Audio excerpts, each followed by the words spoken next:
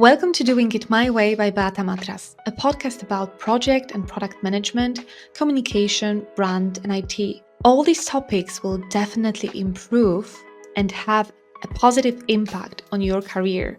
So join me today, subscribe, and expect a new episode every week. Thank you. Today, I have the pleasure of speaking with Janosch, an Agile consultant who channels his experiences into music as an Agile Rapper and musician. Adam combines his engineering background with his musical talents to offer a creative spin on Agile project management and product development.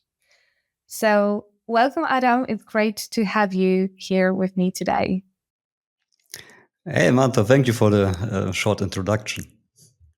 Yeah, you will have a chance to say something more about yourself because my first question is going to be about your journey because it's fascinating. So can you share more about how you transitioned from engineering to agile consulting and music? Yes, of course. Engineers love to solve problems and create amazing things. That's why I became an engineer in the first place. And agility isn't an end in itself. Agile values principles helps teams and organizations build products people love, right?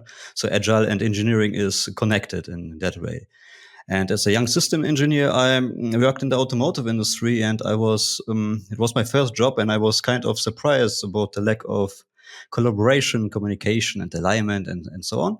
And so I started to visit meetups in Germany about Agile and Scrum and so on. And I recognized a lot of people have similar observations, but maybe different approaches to it. And I realized there's a huge Agile community out there. And I thought, every community has its culture and every culture has its music. There was no music. So what can I contribute? Music. So it was something like from the community for the community. And I started to do music about Agile product development and project management. And why I am able to write my songs and produce them on my own is because before I was an engineer, I made a lot of music. I played piano in a jazz band, for example.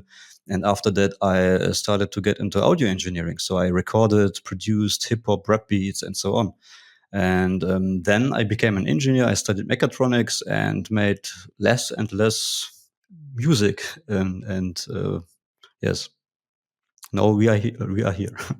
Yeah, now we're here. And actually, I have a question like, was there any like particular moment that like pushed you to blend your work with the passion for music? Was there like any moment or was like more the process? My motivation to do this music about Agile is, or was, or is, I wanted to clear up misunderstandings and encouraging questioning the status quo in an entertaining way, but also make Agile accessible to a new audience in a different way. And I just wanted to make music again, and Agile was a great theme to write songs about. Yeah, actually, it's some conferences can be sometimes pretty boring. I mean, you mostly like hear a lot of similar information, like from different people with like different approach. Some of the conferences are like really interesting from the perspective how they are like organized, but the topic after some time they are like blending. So I think giving this kind of music touch to conferences is actually something really amazing and impressive. And thank you for that, Adam. And I'm moving to the next question about like finding your unique selling points in, let's say, Agile or in career. So in what ways has your musical talent helped you to develop and enhance your career? People shared the songs and videos, and more people followed me on LinkedIn. And I performed at many conferences, including a few in Poland.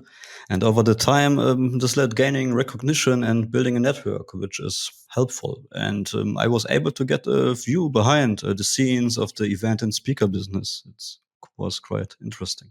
Music really helps to build the network and like build the genuine connection. And that kind of leads me to my next question about how does the music serve as a kind of also like form of therapy for you? Sure. Great question. Music helps me to get things out of my mind and onto paper or into the Mac.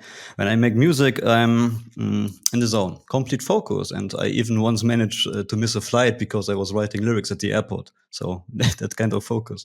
Additionally, I have full control, and that's a nice contrast and balance in our complex world, especially when you work in the automotive industry, where end to end can take years, and a lot of people with different interests are involved. And when I make music, I'm alone. I write my songs, produce my beats, hit it, and there it is. Maybe people like the songs about agile because they can relate. They can relate to it. There's maybe a lot of pain in the work environment, and the songs are funny because they are true. Yeah, they are true and they are funny, and you can actually like find yourself in this position when like not everything is perfect, but at least you can laugh, yeah, about that, and maybe see it from a different perspective sometimes, or like make it easier to handle. And how did you discover that rapping and writing songs about agile could be your unique selling point? It wasn't planned as a USP. The music about Agile came from conviction and the desire to share it in a new, entertaining way. And I didn't think about what could be my USP. It was, like I said before, from the community for the community. And I also wanted to show that rap is an art form that can deliver entertaining and educational messages, and to maybe to inspire others when I can rap about Agile. So what can other people um, do from maybe take their hobbies into the work or their passion into work and combine these two worlds. That's a really also like brave approach, I would say, from your perspective, Adam, because it's not common. I think that we're bringing our passions to work. We usually are, this kind of strict, very professional, very serious, and yeah, we sometimes don't see the kind of the place for actually our hobbies and passions in the workplace. So um, maybe for like people who are like very focused on the business and like on this strict professional image, like can you share a specific moment or project where your music significantly impacted your agile work? A large automotive software company had invited several agile coaches and conduct workshops about agile product development. And I was one of the coaches, and the room next door, I suddenly heard my song. So I went into that room, and it was a memorable moment because the participants and the other coaches didn't expect me to be right next door. So it was kind of funny. Yeah. Yeah. And did it change something? I mean, the atmosphere was like, better after some time. Yes, of course, because maybe the coach showed the song about agile. Maybe, I don't know what song it was, a Scrum Master song, for example, and it was for the petitions a great moment because were surprised. Okay, why is the guy rapping about agile or Scrum? And it was something different. And then the next, how you say, not element, but yeah, you know what I mean. Next kind of thing is that I was next door, so I went. It's like you're listening to music, and then the artist came into your room. It's a little bit maybe not real, so it's maybe strange. It must be very surprising for them, as I can imagine. And for people who would like to do something similar as you're doing, like blending passion with work, do you have any advices? Ask yourself, what do you do when you are not working, or what did you always enjoy doing before you start working? And can you take from one area to the other and vice versa? So what can you combine then? So and how you can combine them? For example, there are a lot of people made this sketch notes, right? So they are make some drawings and make this visualization that helps other to have this information accessible in a picture. Great. I like this stuff. And music is something similar to it. It's a different medium, how you can communicate and deliver messages. That's a very important question because I think very often we're not thinking about what. Oh, I mean, maybe we're thinking or we are doing what we are enjoying, but usually after work. Sometimes these are like the kind of these hobbies or routines that we came up with because they are helping us to keep in shape or like relax a little bit. But very often, I think we forgot about the fun that we have from it. Yeah. So it's not all about productivity, but also about enjoyment. Yeah. What about the kind of lessons from music that apply to Agile? So, do you have any lessons from music that you have found most applicable to Agile practices? There are a lot. Work with what you have, for example. Experiment and understand what you are doing. And practice continuously, especially the basics. And even in just 5 minutes a day, it's help you to improve.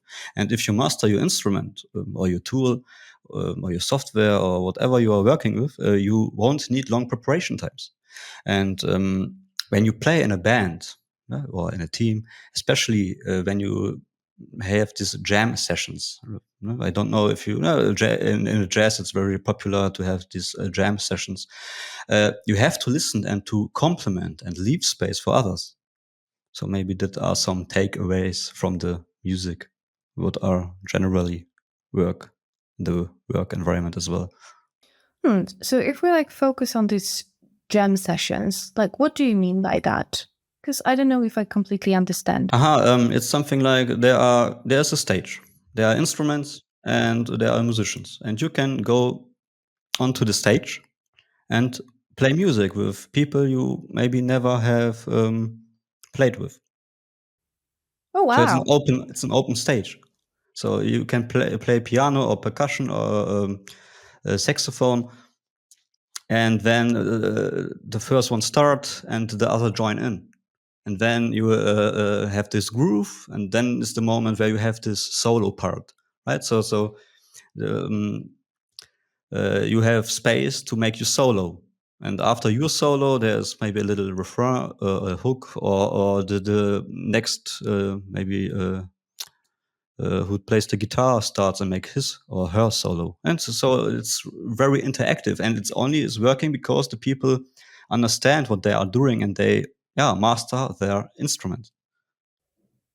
So you just like, there is like a group of people, and you're, for example, having a guitar with yourself, or there's like on stage the guitar, and you can start playing and just show your, expertise, and then like shine for a moment, and then let others shine and like also learn from them, and together like create something Yes, spectacular. and Yeah. and you play together because you have in music you have different elements, right? You have the percussion for the rhythm, you have the bass, you have the keyboard for the pads, you have the guitarist maybe for some accords or some melodies, and sometimes there's a singer, and you have different instruments, and it's depending on the setup and the level. And what you are playing. And sometimes you're stuck in this one loop, and then it's changing, and it's really magic. I recommend to join something like this, just as a listener as well. It's cool. But when you are a musician, it's great because it's unexpected what is happening there because nobody has written the song. It's because okay, they understand the music and the theory, and okay, play these 3 4 accords, and you can listen to it, and you know what they are playing, so you can complete what is missing. So you have to listen, complete, and leave space for others. But you don't if you play too much, so nobody else has space to join in or add an element. Yeah. Yeah. What about, you cannot play the instrument, but you, for example, can sing?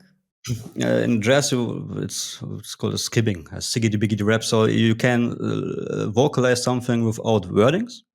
Mm.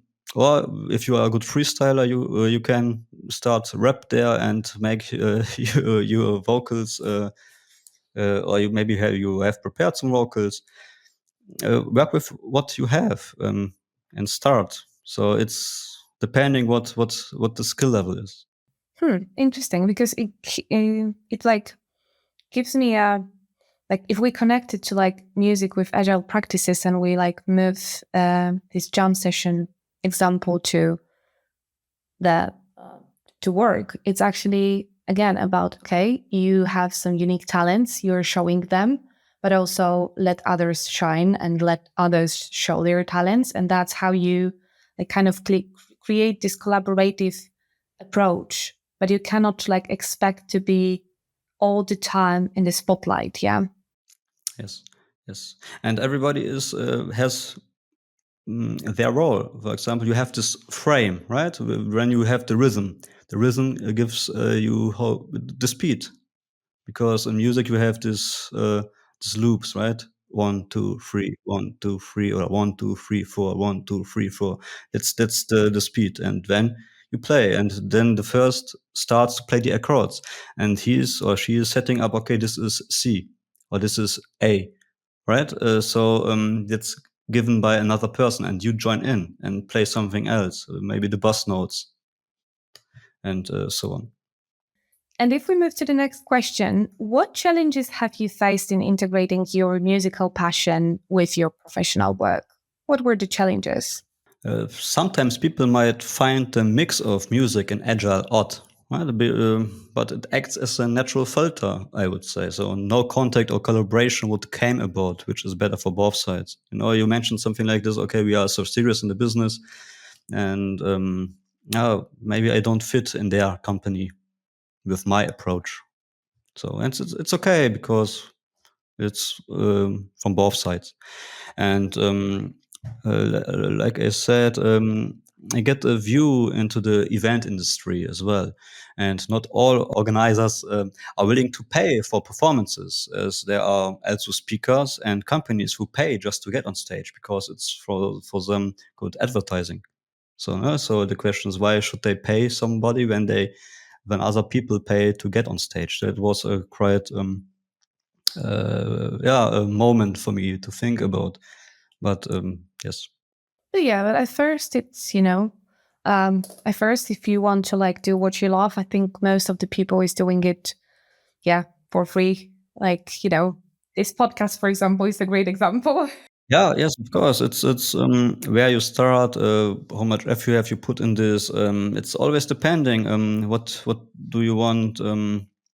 Yeah, well, what are your personal goals? So maybe at the start it's cool to get on stage, but maybe later, because it's a lot of effort as well, to make 2 3 years the songs, and to gain this, yeah, recognition. You have your own, fan base or follower, and you that's and if they invite you, and you have also your expertises and experiences, and you share them with others, so it's I think it's has value too. So, and that's when we speak about respect. So, and when you as an event industry make money with the conference or the event, okay, so pay your speaker, and or if it's a community event, where the tickets are for free, it's really a community event. So, okay, you as a speaker don't have to charge any fee. So it's really depending. Uh, Yeah, but do you know what I mean by when I don't know? For example, a ticket costs 1,000 euros. Okay, so it's business. So the organizer makes the event to gain money with it. So then, because when there is catering, you pay the catering. Where if there is some technicians, you pay the technicians. So when you pay the location, you pay somebody, and when you have this speaker or some, I don't know, music, you pay them as well. Why shouldn't you pay them? Yeah, it's another kind of thinking, and yes, of course. But if you are employed and from time to time want to speak, so it's great. But if you want to live from that, it's a different approach. Mm. Yeah, it is. It is. Um, and do you have any ways to like overcome these challenges? Yes, as for performance fees, I wasn't heavily dependent on them, because I made most of my income from consulting or workshops. And like I said, depending on the event format and ticket prices, I either charged a fee or not. If I saw it was, for example, a community event where tickets were cheap or for free, I charge no fee. So, uh, and for example, when because um, I visited a lot of conferences in Germany. So, and I mentioned I um, visited conferences in Poland. Okay, in Germany I'm known. In Poland nobody knows me, and that's why I said, okay, it's cool to, for example, to be in Krakow and go on stage there. So there I went for free, for example, to connect there, to visit Poland, and to get network with the community in Poland. So that was my goal. So I wasn't interested on a fee. It was cool to be there. So, for example, but in Germany, when people know me, okay, so I can get the fee there because, sometimes people came just to visit me. It's strange, but that's how it works. Maybe I hope you get the point, and it wasn't too um, uh, it's strange. No, it's not strange at all. It's like you actually are describing how the system of, the conferences and like creating like this environment where you want to work on your passion and also earn with that, because sometimes, people think that, oh, if that's your passion, then you can do it for free for a longer time. But, once you become an expert, you want to start earning money to continue that and to develop, because it's also costly. Yeah. So what do you do when you love your work? So you work for free because you love your work? So no, it's always. I think it's about the value and what is the exchange for it. And it should be fair, respect. So if you want to earn money with it, okay, so pay money for it. If it was is just a community event for free and it's an investment, okay, so you can. It's a different perspective. Yeah, yeah, exactly. And if we're in the topic also of workshops and conferences, so how do you use your musical talents to engage and inspire audiences during these events? I integrate music by summarizing points with lyrics or some rap lines, punchlines, or discussing my song content or speaking about behind the lyrics or involving the audience in some way. For example, by asking them, give me a clap or compliment the next line. It's a little bit depending on the vibe. And or as a team building activity, writing a song together. Okay. Um, Extra question, like, could you like rap something right now, or it's not possible? It's too much I'm asking about. I always have some lyrics about agile in my head. So I'm a scrum master, whatever that means. Moderator, mentor, coach. Call the scrum police. It's not over after the sprint. The work is just beginning. Don't worry. Yeah, yeah, that's cool. That's cool. Really, it would be like interesting if everyone would like introduce themselves like that in the beginning of each meeting or something with the team. So like as an icebreaker or something like that. Yeah. So thank you for that, Adam. That was really cool. That was really cool. And um, when you're doing that on the conferences, on the events, sometimes, while working with the teams, like, do you do it on like daily basis? For example, when you're working in a company, do you like rap, for example, during the No, meeting? no. People ask this, but no. I work when I'm a scrum master in a company. I do the I work as a scrum master. But yes, of course, when you have some opportunities of, for example, in the retrospective and these kinds of events, why not bring some elements there? It's always depending on the vibe, the team, the topic, and but it's not that I every meeting I am participating. I just rap, so no, it's not that way.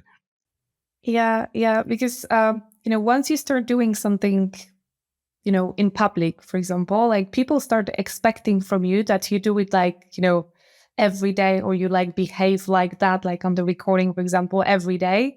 And like these expectations are like, going very, very high. And like, do you experience that? What is the feedback from people who like, you know, like attend your workshops or attend the meetings with you or collaborate with you? Maybe some feedback I received when I was at stage from a conference. So people are surprised or excited that it somehow fits together, and often I hear something like that. Adam, I usually don't listen to rap, but what do you is cool. So it's quite a funny feedback. So they don't like the rap music, but the kind of way I deliver it, they like it. So it's nice. The funny thing is, yeah, I do from time to time some LinkedIn post, or sometimes I put some personal things into my lyrics, and maybe the people think they know me, and I don't know anything about them because I never spoke to them, and they don't have any content online, for example. So it's quite okay. I don't know what the people know about me and what they think. Or if they understand it in the right way I wanted to say it. So, like you said, okay, there are some expectations, and not always it's met the real me. Maybe sometimes, so it's a maybe, but it's funny, and I don't know when I introduce myself what the people already know and what they don't know. But mm, well, I don't have that much bad experience in that way. So it's they most of the people are positive. So right, they are okay, cool. They like what I do, and then we start to work, and then they see, okay, he's just a normal guy who love to do music, and so he know what he's talking about. That's why he can make the music. Maybe sometimes people ask if I'm a real agile coach or consultant or scrum master, or I'm just a musician. So, but when they work with me, they see, okay, now I'm really an expert in this kind of field. Yeah. Hmm. That's very interesting. That's very interesting what Yeah, you so said. somebody, it was yeah, in my beginnings, recommended me, Adam.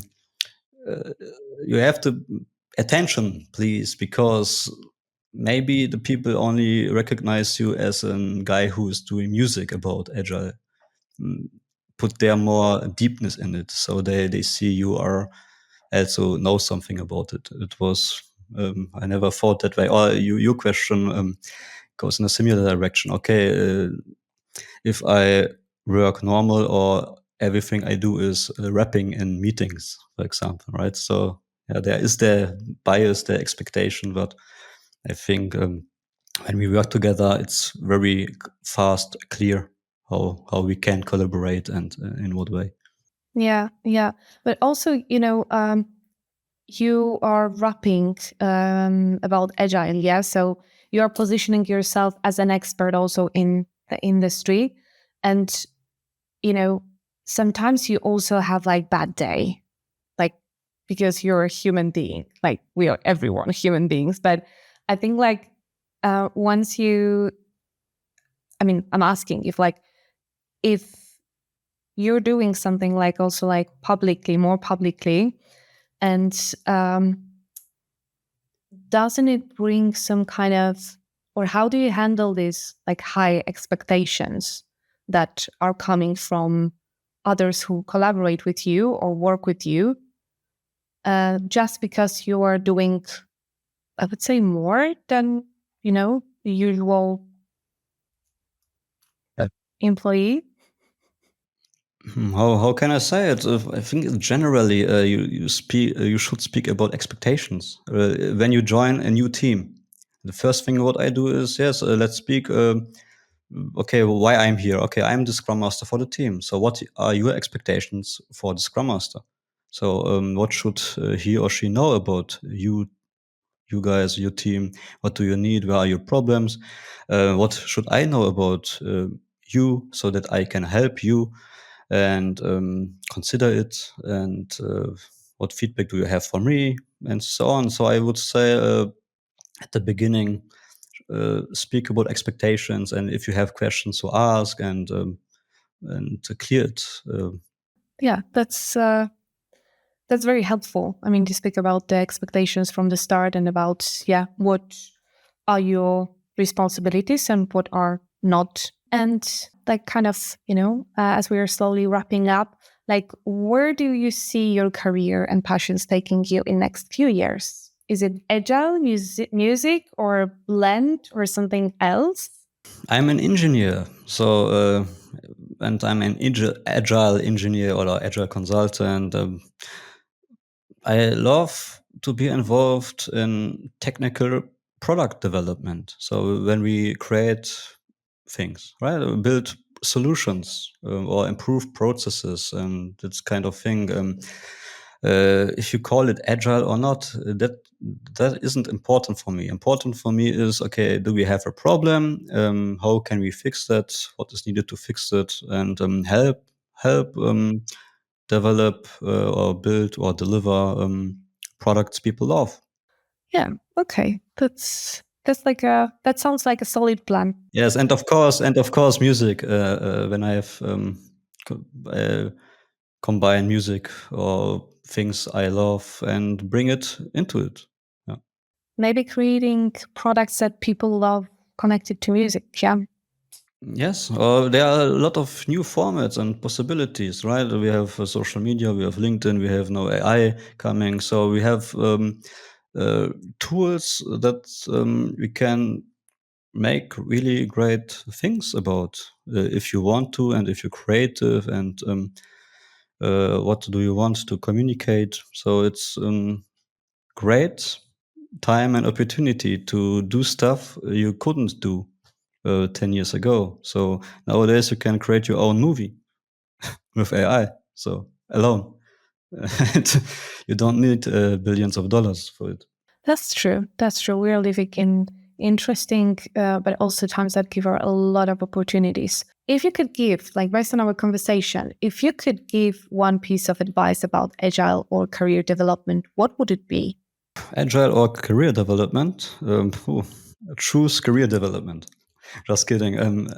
Work is important, but not. It's not the most important thing. So, but generally, look at what gives you energy and what drains it, and design your life so that energy sources grew and drains are reduced. And maybe one more: what is important today may be unimportant tomorrow. That sounds like a very good advice. I mean, to like identify what drains you and what gives you energy, and just focus on these things that give you energy, or design your life in a way you can do most of the things that give you energy. And that's it. Yeah. And if we're talking about, things that giving you energy, what are you most excited about in your upcoming projects or personal endeavors? Okay, maybe something personal. I'm very exciting to get my Polish ID card because I grew up in Germany, but I was born in Poland, so that's a personal milestone for me. Wow. Okay. Congratulations then. Congratulations. And I know that you can speak Polish also. And for our listeners who want to connect with you, where they can find you. LinkedIn, of course, YouTube, a little bit of TikTok. Otherwise, my music is on Spotify and the usual music platforms, or even easier, visit my website, adamjanosch.de. There you will have all the links. But I think LinkedIn or YouTube, it's it's depending what do you want, music or content or more information. Okay. Thank you, Adam. I will link your website and your resources to the podcast description. And yeah, thank you for our conversation. It's really eye-opening how you're connecting your passion and your work, and how you like having this a lot of dimensions, I would say. And do what makes you happy. Congratulations, Adam. Thank you, and thank you again for the invitation. Thanks for joining me on another episode of Doing It My Way by Beata Matras. If you enjoyed this episode, please do not forget to subscribe. Remember, this podcast is a dynamic journey and your feedback is very welcomed. Connect with me on social media. I would like to hear your thoughts, questions, and topic suggestions. And stay tuned for upcoming episodes. And until next time, keep doing it your way.